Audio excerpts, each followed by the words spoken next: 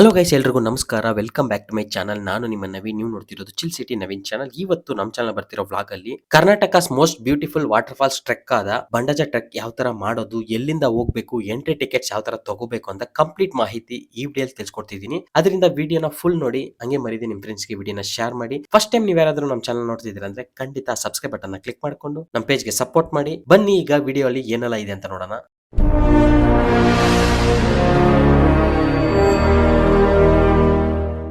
ನಾವು ಫ್ರೈಡೇ ನೈಟೇ ಸೀದಾ ಚಿಕ್ಕಮಂಗ್ಳೂರ್ ಪ್ಲಾನ್ ಮಾಡ್ಕೊಂಡಿದ್ವಿ. ಹೋಗ್ಬೇಕಾದ್ರೆ ಫ್ರೆಂಡ್ಸ್ ಜೊತೆ ಹೆವಿಯಾಗಿ ಮಜಾ ಮಾಡ್ಕೊಂಡು ಹೋದ್ವಿ.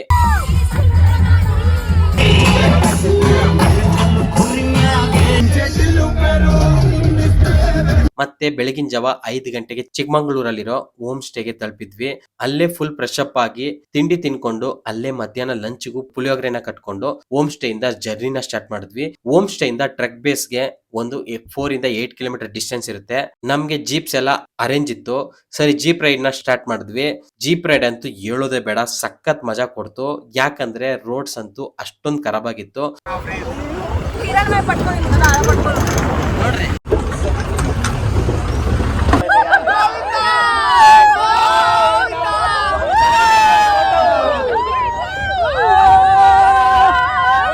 ಪ್ರಾಪರ್ ಆಗಿ ನೀವು ಕಂಬಿಗಳನ್ನ ಇಟ್ಕೊಂಡಿಲ್ಲ ಅಂದ್ರೆ ಖಂಡಿತ ಬಾಯಿಗೆ ಬರೆಸ್ತಾರೆ. ಇದು ಒಂದು 30 ಮಿನಿಟ್ಸ್ ರೈಡ್ ಆಗಿರುತ್ತೆ, ಆದ್ರೆ ಒಂದು ಲೈಫ್ ಟೈಮ್ ಮೆಮರಿನ ಕೊಡುತ್ತೆ.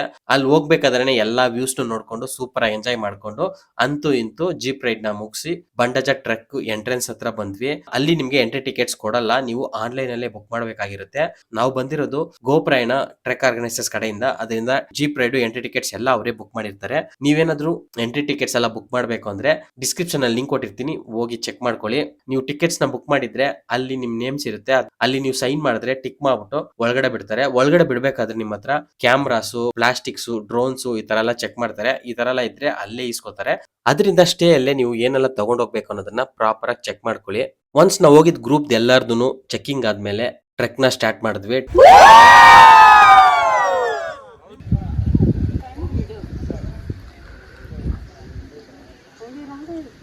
ಟ್ರೆಕ್ ಬಂದು ಥಿಕ್ ಫಾರೆಸ್ಟ್ ಇಂದ ಸ್ಟಾರ್ಟ್ ಆಗುತ್ತೆ. ಟ್ರೆಕ್ ಡಿಸ್ಟೆನ್ಸ್ ಬಂದು ಒಂದು 16 ಕಿಲೋಮೀಟರ್ಸ್ ಇರುತ್ತೆ. ಡಬಲ್ ಸೈಡ್ ಒಂದು ಮಾಡರೇಟ್ ಟ್ರೆಕ್ ಅಂತ ಹೇಳ್ಬೋದು. ಈ ಟ್ರೆಕ್ ಅಲ್ಲಿ ಹೋಗೋ ದಾರಿ ಪೂರ್ತಿ ಥಿಕ್ ಫಾರೆಸ್ಟ್, ಗ್ರಾಸ್ ಲ್ಯಾಂಡ್ ಮತ್ತೆ ಒಂದು ಫೋರ್ಟ್ ಸಿಗುತ್ತೆ. ವ್ಯೂಸ್ ಅಂತೂ ಹೇಳೋದೇ ಬೇಡ, ಚಿಂದಿ. ಬಟ್ ಖಂಡಿತ ಸ್ನಾಕ್ಸ್, ವಾಟರ್ ಬಾಟಲ್ಸ್ ನ ತಗೋಬರೋದು ಮಾತ್ರ ಮರಿಬೇಡಿ.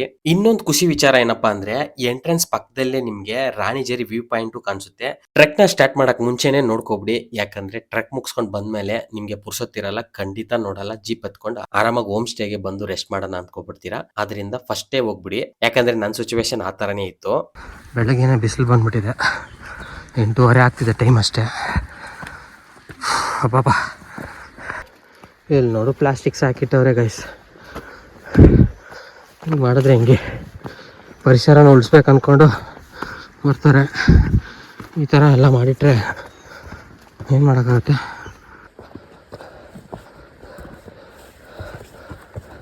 ನಿಮ್ಗೆ ಸಣ್ಣದಾಗಿ ಒಂದು ಜೆರಿ ಪಾಯಿಂಟ್ ಸಿಗುತ್ತೆ, ಅಲ್ಲಿ ನೀರ್ನ ಮತ್ತೆ ರೀಫಿಲ್ ಮಾಡ್ಕೋಬಹುದು.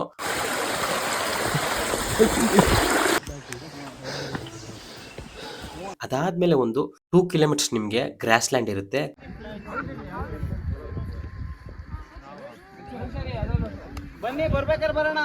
ಗ್ರಾಸ್ ಲ್ಯಾಂಡ್ ಅಲ್ಲಿ ನಿಮ್ಗೆ ಒಂದು 4-5 ವ್ಯೂ ಪಾಯಿಂಟ್ಸ್ ಇರುತ್ತೆ, ತುಂಬಾನೇ ಸಖತ್ತಾಗಿರುತ್ತೆ.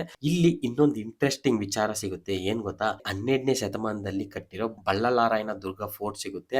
ಅದ್ರ ಕತೆ ಲಾಸ್ಟ್ ಅಲ್ಲಿ ಹೇಳ್ತೀನಿ. ಈಗ ನಿಮ್ಗೆ ಫೋರ್ಟ್ ಹೋಗಕ್ಕೆ ಒಂದ್ ದಾರಿ ಮತ್ತೆ ಫಾಲ್ಸ್ ಹೋಗಕ್ಕೆ ಒಂದ್ ದಾರಿ ಅಂತ 2 ಇರುತ್ತೆ. ನೀವು ಫಸ್ಟೇ ಹೋಗ್ಬೇಕಂದ್ರೆ ಖಂಡಿತ ಫೋರ್ಟ್ ಹೋಗ್ಬಿಟ್ಟು ಆಮೇಲೆ ಫಾಲ್ಸ್ ಹೋಗ್ಬೋದು. ನಾವು ಫಾಲ್ಸ್ ಕಡೆ ಹೋದ್ವಿ. ಫಾಲ್ಸ್ ಹೋಗ್ಬೇಕಾದ್ರೆ 1.5 ಇಂದ 2 ಕಿಲೋಮೀಟರ್ ಪೂರ್ತಿ ನಿಮ್ಗೆ ಯಾವ ಕಡೆ ನೋಡಿದ್ರು ಗ್ರಾಸ್ ಲ್ಯಾಂಡೇ ಕಾಣ್ತಿರುತ್ತೆ. ಅಲ್ಲಿಗೆ ಹೋಗ್ತಾ ಇದೀವಿ ನೋಡಿ ಗೈಸ್, ಇಲ್ಲಿ ಆಲ್ಮೋಸ್ಟ್ ಬಂಡೇಜೆ ಫಾಲ್ಸ್ ಇದೆ, ಫಾಲ್ಸ್ ಟ್ರೆಕ್ ಇದೆಯಲ್ಲ, ಅಲ್ಲಿ ಮೇಲೆ ಬಂದಿದ್ದೀವಿ. ಇಲ್ಲಿ ಇದೊಂಥರ ನಿಲ್ಸಿದ್ದಾರೆ ನೋಡಿ, ಅಲ್ಲೆಲ್ಲ ವ್ಯೂ ಪಾಯಿಂಟ್ ಸಖತ್ತಾಗಿದೆ.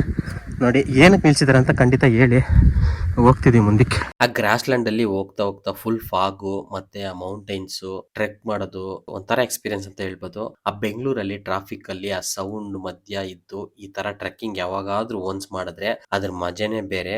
ಅದನ್ನ ನಾವು ಎಕ್ಸ್ಪ್ರೆಸ್ ಮಾಡಕ್ ಆಗಲ್ಲ, ಅಷ್ಟು ಸೂಪರ್ ಆಗಿ ಅನಿಸ್ತಿತ್ತು. ಆದ್ರೆ ಬೇಜಾರ್ ವಿಷಯ ಏನಂದ್ರೆ ತುಂಬಾ ಕಡೆ ಪ್ಲಾಸ್ಟಿಕ್ಸ್ ನಮ್ಗೆ ಕಾಣಿಸ್ತಿತ್ತು, ತುಂಬಾನೇ ಬೇಜಾರಾಯ್ತು.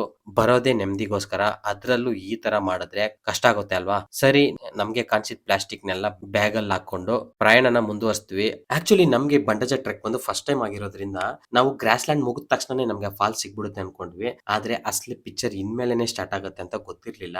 ಬಟ್ ಆ 3 ಕಿಲೋಮೀಟರ್ಸ್ ಅಂತೂ ದಾರಿನೇ ಇಲ್ಲ ಅನ್ಸುತ್ತೆ. ಫುಲ್ ಅಂಡ್ ಫುಲ್ ನೀವು ಕಲ್ಗಳ ಮೇಲೆ ನಡ್ಕೊಂಡು ಹೋಗ್ಬೇಕಾಗತ್ತೆ. ನಿಜ ಸ್ವಲ್ಪ ಆವಾಗ ದೇವ್ರು ನಮ್ಗೆ ಕಣ್ಣಿಗೆ ಕಾಣ್ಸಕ್ ಶುರುವಾಯ್ತು. ಯಾಕಪ್ಪ ಈ ಫಾಲ್ಸ್ ನ ಇಷ್ಟು ದೂರದಲ್ಲಿ ಇಟ್ಟೆ ಅಂತ ಅನ್ಕೊಂಡು ಹೋಗ್ತಾನೆ ಇದ್ವಿ. ಬಟ್ 3 ಕಿಲೋಮೀಟರ್ಸ್ ಅನ್ನೋದು ದೋ ಕಿಲೋಮೀಟರ್ ಅಂತ ನಮ್ಗೊಂದು 10-15 ಕಿಲೋಮೀಟರ್ ತರ ಅನ್ಸ್ಬಿಡ್ತು. ನಿಮ್ಗೂ ಇದೇ ತರ ಅನ್ಸಿದ್ರೆ ಖಂಡಿತ ಕಮೆಂಟ್ಸ್ ಅಲ್ಲಿ ತಿಳಿಸಿ.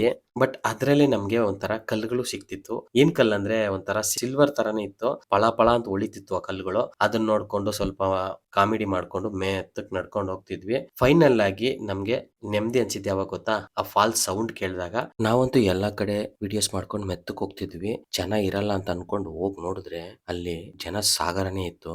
ಅಷ್ಟು ಜನದ ಮಧ್ಯೆ ಫೋಟೋ ತಗೊಳ್ಳೋದು ತುಂಬಾನೇ ಕಷ್ಟ ಆಯ್ತು. ಯಾಕಂದ್ರೆ ಎಲ್ಲಾನು ಅಲ್ಲೇ ಫಾಲ್ಸ್ ಹತ್ರನೇ ಕೂತ್ಬಿಟ್ಟು.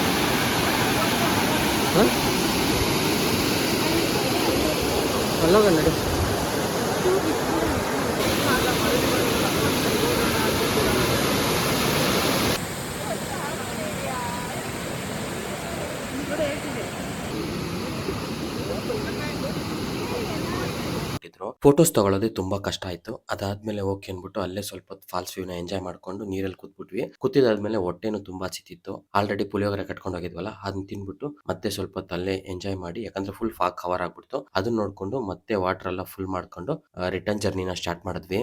ಬಾಯ್ ಬಾಯ್, Tata, good night.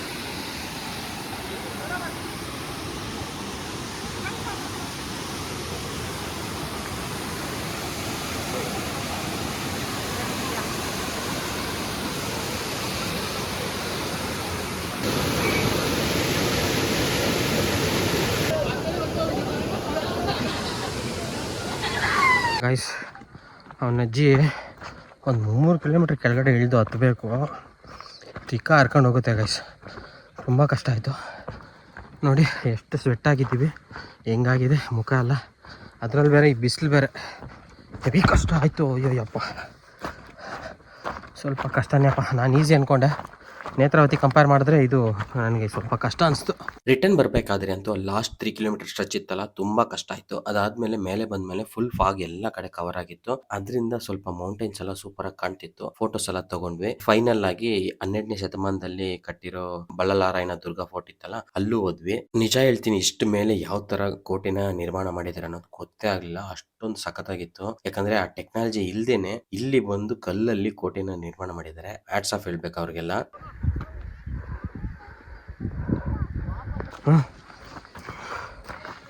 Finally complete ಆಯಿತು ಗುರು. ಆಸಮ್ ಸೂಪರ್ ಆಗಿತ್ತು. ಅಲ್ಲಿಂದ ಡೈರೆಕ್ಟ್ ಆಗಿ ಎಂಟ್ರಿ ಪಾಯಿಂಟ್ ಹತ್ರ ಹೋದ್ವಿ. ನಮ್ ಗ್ರೂಪ್ ಮೆಂಬರ್ಸ್ ಎಲ್ಲ ಬಂದ್ಮೇಲೆ ಜೀಪ್ ತಗೊಂಡು ಮತ್ತೆ ಇನ್ನೊಂದು ಕೊಡಿಗೆ ಫಾಲ್ಸ್ ಅಂತ ಪಕ್ಕದಲ್ಲಿ ಇದೆಯಂತೆ, ಅಲ್ಲಿಗೆ ಹೋಗೋಣ ಅಂತ ಹೋದ್ವಿ. ಆ ಫಾಲ್ಸ್ ಹೋಗೋ ರೂಟ್ ಅಂತೂ ತುಂಬಾ ಖರಾಬ್ ಆಗಿತ್ತು. ಒನ್ಸ್ ಫಾಲ್ಸ್ ಹತ್ರ ರೀಚ್ ಆದ್ಮೇಲೆ 10 ಮಿನಿಟ್ಸ್ ಇಳ್ಕೊಂಡು ಹೋಗ್ಬೇಕಾಗುತ್ತೆ.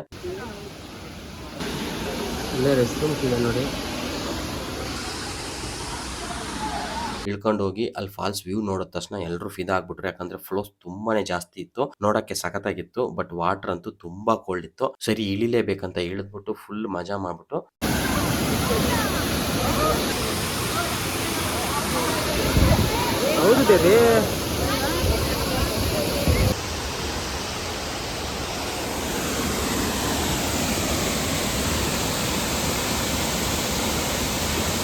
ಸ್ಟೇಗೆ ಬಂದ್ವಿ. ಸ್ಟೇ ಬಂದ ತಕ್ಷಣ ಫುಲ್ ಫ್ರೆಶ್ ಅಪ್ ಆಗಿ ಡಿನ್ನರ್ ಎಲ್ಲ ಮುಗಿಸ್ಕೊಂಡು ಕ್ಯಾಂಪ್ ಫೈರ್ನೆಲ್ಲ ಎಂಜಾಯ್ ಮಾಡಿದ್ವಿ. ನೆಕ್ಸ್ಟ್ ಡೇ ಬೆಂಗಳೂರಿಗೆ ನಮ್ಮ ಪ್ರಯಾಣನ ಸ್ಟಾರ್ಟ್ ಮಾಡಿದ್ವಿ. ಹೋಗ್ಬೇಕಾದ್ರೆ ಬೇಲೂರು ಚೆನ್ನಕೇಶವ ದೇವಸ್ಥಾನಕ್ಕೆ ಹೋದ್ವಿ. ನಾನು ತುಂಬಾ ಟೈಮ್ ಹೋಗಿದ್ದೀನಿ, ವಿಡಿಯೋಸ್ ಹಾಕಿದ್ದೀನಿ. ಬೇಕು ಅಂದ್ರೆ ಡಿಸ್ಕ್ರಿಪ್ಷನ್ ಅಲ್ಲಿ ಲಿಂಕ್ ಕೊಟ್ಟಿರ್ತೀನಿ, ಹೋಗಿ ಚೆಕ್ ಮಾಡಿ. ಅದರಿಂದ ಅಲ್ಲಿ ಮತ್ತೆ ವಿಡಿಯೋಸ್ ತಗೊಳಕ್ ಹೋಗ್ಲಿಲ್ಲ, ಜಸ್ಟ್ ಎಂಜಾಯ್ ಮಾಡಿದ್ವಿ. ಬಟ್ ಈ ಟೈಮು ಇನ್ನೊಂದು ದೇವಸ್ಥಾನ ಕರ್ಕೊಂಡು ಹೋದ್ರು. ಅದು ಯಾವ್ದು ಅಂದ್ರೆ ಲಕ್ಷ್ಮೀ ದೇವಸ್ಥಾನ ಅಂತೆ. ದೊಡ್ಡ ಗಡವನಹಳ್ಳಿ ಅಂತ ಒಂದು ಗ್ರಾಮದಲ್ಲಿ ಇರುವ ಲಕ್ಷ್ಮೀ ದೇವಸ್ಥಾನ. ಈ ದೇವಸ್ಥಾನಕ್ಕೆ ಹೋಗಕ್ಕೆ 25 ಕಿಲೋಮೀಟರ್ ಆಗುತ್ತೆ ಬೇಲೂರಿಂದ. ತುಂಬಾನೇ ಸಖತ್ತಾಗಿತ್ತು. ಅದು ಹೊಯ್ಸಳ ಕಾಲದಲ್ಲೇ ನಿರ್ಮಾಣ ಆಗಿರೋದು. 12ನೇ ಶತಮಾನದಲ್ಲಿ ಕಿಂಗ್ ವಿಷ್ಣುವರ್ಧನ ಆಳ್ವಿಕೆಯಲ್ಲಿ ಕಟ್ಟಿರೋಂಥ ದೇವಸ್ಥಾನ. ತುಂಬಾನೇ ಸೂಪರ್ ಆಗಿತ್ತು. ಇಡೀ ಕರ್ನಾಟಕದಲ್ಲೇ ತುಂಬಾ ಹಳೇ ಲಕ್ಷ್ಮೀ ದೇವಸ್ಥಾನ ಯಾವ್ದು ಅಂದ್ರೆ ಅದನ್ನೇ ಹೇಳ್ತಾರಂತೆ. ಅಷ್ಟೊಂದು ಪುರಾತನವಾದ ದೇವಸ್ಥಾನ. ಆರ್ಕಿಟೆಕ್ಚರ್ ಹೊಯ್ಸಳರ ಕಾಲದಲ್ಲಿ ನಿರ್ಮಾಣ ಆಗಿರೋದ್ರಿಂದ ತುಂಬಾನೇ ಸೂಪರ್ ಆಗಿತ್ತು. ಅಲ್ಲಿ ನೋಡ್ಕೊಂಡು ಡೈರೆಕ್ಟ್ ಆಗಿ ಬೆಂಗಳೂರಿಗೆ ಬಂದ್ವಿ. ಇಷ್ಟೇ ಈ ವಿಡಿಯೋ. ಈ ವಿಡಿಯೋಲಿ ನಾನು ಕೊಟ್ಟಿರೋ ಮಾಹಿತಿ ನಿಮ್ಗೆ ತುಂಬಾ ಇನ್ಫಾರ್ಮೇಟಿವ್ ಅಂತ ಅನ್ಕೊಂಡಿದ್ದೀನಿ. ನಿಮ್ಗೆ ಏನಾದ್ರೂ ಈ ವಿಡಿಯೋ ಯೂಸ್ಫುಲ್ ಅನ್ಸಿದ್ರೆ ಖಂಡಿತ ಸಬ್ಸ್ಕ್ರೈಬ್ ಬಟನ್ ಕ್ಲಿಕ್ ಮಾಡ್ಬಿಟ್ಟು ನಿಮ್ ಫ್ರೆಂಡ್ಸ್ಗೆಲ್ಲ ವಿಡಿಯೋನ ಶೇರ್ ಮಾಡಿ. ಮುಂದಿನ ವಿಡಿಯೋದಲ್ಲಿ ಇನ್ನೊಂದು ಒಳ್ಳೆ ಕಂಟೆಂಟ್ ಜೊತೆ ನಿಮ್ಮ ಮುಂದೆ ಬರ್ತೀನಿ. ಅಲ್ಲಿವರೆಗೂ thank you so much. Take care. Bye bye guys.